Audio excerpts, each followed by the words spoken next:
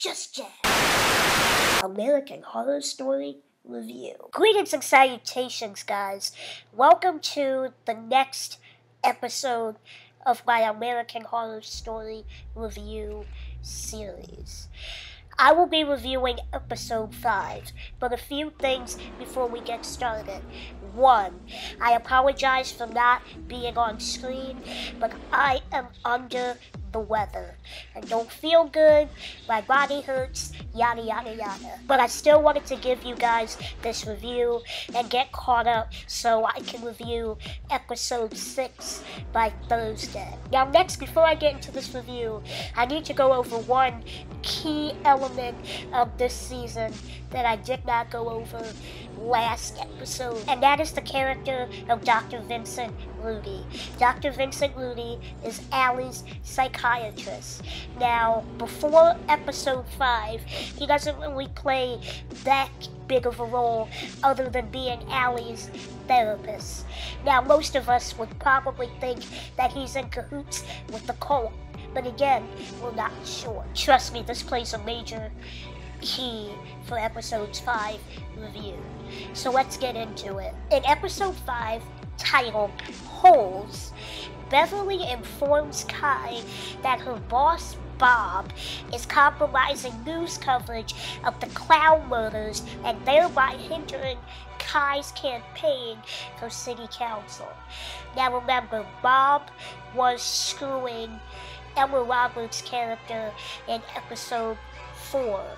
This is how Beverly got in the group, because she felt like she was being undermined by this petite, cute white girl, and she later on gets murdered. Anyway, because of this, Kai, Beverly, Scooby, and the gang decide to go to Bob's house, break in, murder him, and film it. Their hope is to show the video on the news to further instill fear into the community.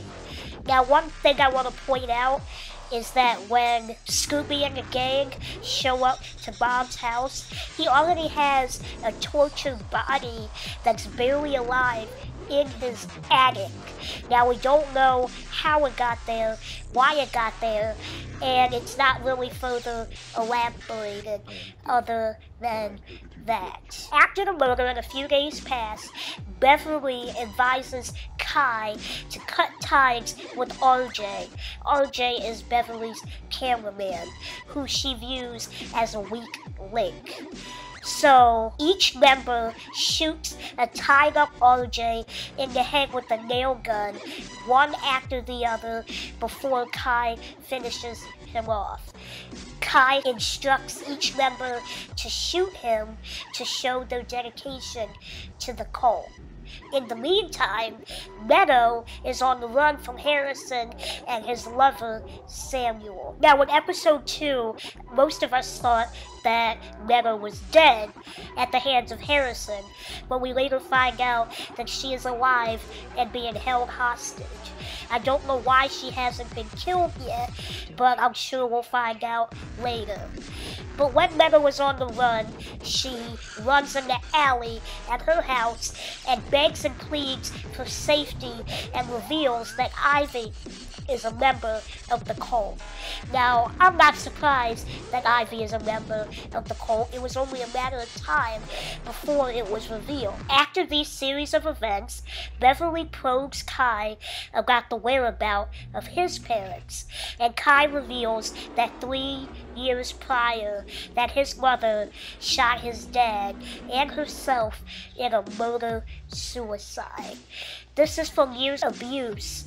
Verbal abuse, well, not sure physical, but verbal abuse at the hands of their father. And once Kai discovers that his parents are dead, instead of calling the cops, he calls his brother, who is Dr. Rudy Vincent. And instead of Rudy calling the cops, he insists that they conceal their bodies in their bedroom so they don't lose money from their mother's pension and their father's disability checks.